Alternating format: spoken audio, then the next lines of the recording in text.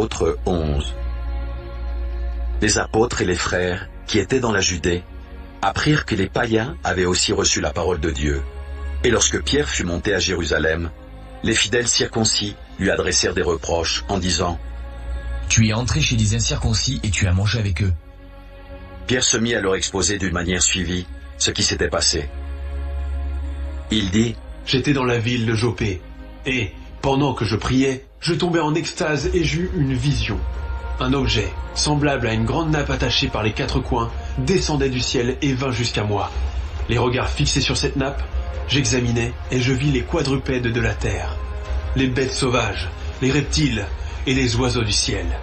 Et j'entendis une voix qui me disait « Lève-toi, Pierre, tue et mange. » Mais je dis « Non, Seigneur, car jamais rien de souillé ni d'impur n'est entré dans ma bouche. » Et pour la seconde fois, la voix se fit entendre du ciel. « Ce que Dieu a déclaré pur, ne le regarde pas comme souillé. » Cela arriva jusqu'à 3 fois, puis tout fut retiré dans le ciel. Et voici, aussitôt 3 hommes envoyés de Césarée vers moi se présentèrent devant la porte de la maison où j'étais.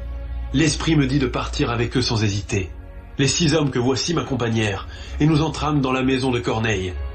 Cet homme nous raconta comment il avait vu dans sa maison l'ange se présentant à lui et disant « Envoie à Jopé et fais venir Simon, surnommé Pierre, qui te dira des choses par lesquelles tu seras sauvé, toi et toute ta maison. » Lorsque je me fus mis à parler, le Saint-Esprit descendit sur eux, comme sur nous au commencement. Et je me souviens de cette parole du Seigneur. Jean a baptisé d'eau, mais vous serez baptisés du Saint-Esprit. Or, puisque Dieu leur a accordé le même don qu'à nous, qui avons cru au Seigneur Jésus-Christ, pouvais-je, moi, m'opposer à Dieu ? Après avoir entendu cela, ils se calmèrent et glorifièrent Dieu en disant « Dieu a donc accordé la repentance aussi aux païens, afin qu'ils aient la vie. » Ceux qui avaient été dispersés par la persécution, survenue à l'occasion d'Étienne, allèrent jusqu'en Phénicie, dans l'île de Chypre et à Antioche, annonçant la parole seulement aux Juifs. Il y eut cependant parmi eux quelques hommes de Chypre et de Cyrène, qui étant venus à Antioche, s'adressèrent aussi aux Grecs et leur annoncèrent la bonne nouvelle du Seigneur Jésus.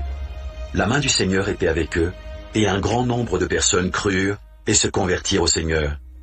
Le bruit en parvint aux oreilles des membres de l'église de Jérusalem, et ils envoyèrent Barnabas jusqu'à Antioche.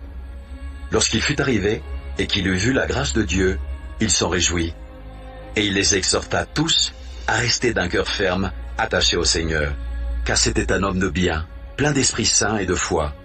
Et une foule assez nombreuse se joignait au Seigneur. Barnabas se rendit ensuite à Tarse, pour chercher Saul, et l'ayant trouvé, il l'amena à Antioche. Pendant toute une année, ils se réunirent aux assemblées de l'Église, et ils enseignèrent beaucoup de personnes. Ce fut à Antioche que pour la première fois, les disciples furent appelés chrétiens. En ce temps-là, des prophètes descendirent de Jérusalem à Antioche.